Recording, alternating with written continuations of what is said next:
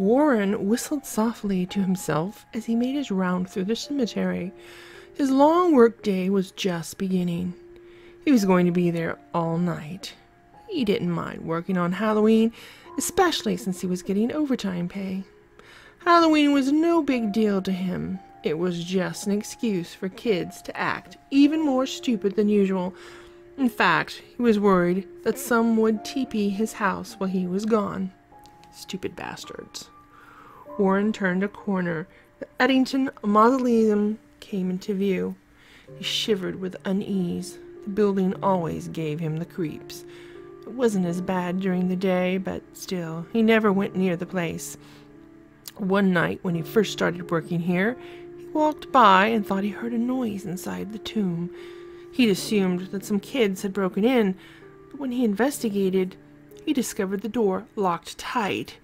That's when he thought he heard a muffled voice. Come to find out, others had similar experiences. Ever since then, he'd avoided the mausoleum.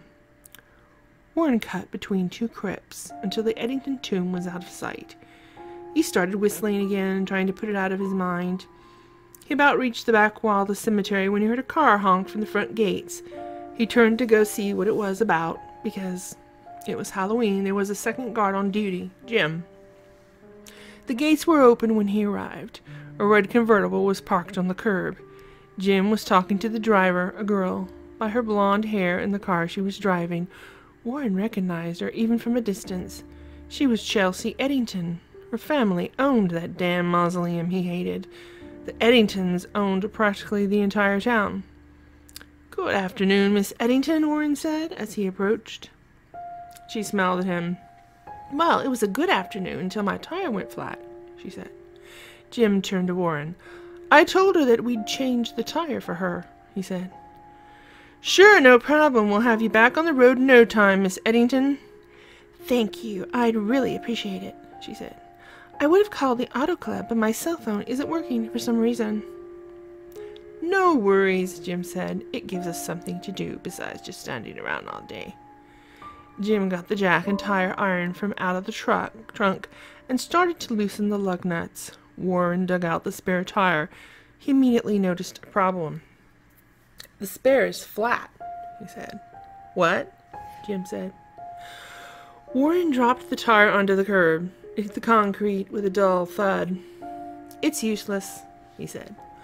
Well, I'll run over to the gas station to put some air in it, said Jim. The compressor is out. Shit. What does that mean? Said Chelsea. You can still fix it, can't you? Sure, Miss Eddington, Jim said. It's just going to take a bit longer. He turned to Warren. All right, I'll take the spare in my truck and go find some air for it. Warren started to remind Jim that they weren't allowed to leave the cemetery while on duty, but changed his mind. Considering Chelsea's grandmother basically ran the Green Hollow Cemetery Preservation Society, he didn't think it would be a good idea to leave her stranded. Besides, it wasn't his job that was on the line. If Jim wanted to risk his neck, that was his business. Jim grabbed the spare and threw it in the back of his truck. I really appreciate this, Chelsea said. There's a party tonight, and I'd hate to be late for it. Don't worry, I shouldn't be gone more than 10 minutes. Jim got into the truck and drove off, leaving Warren alone with the girl.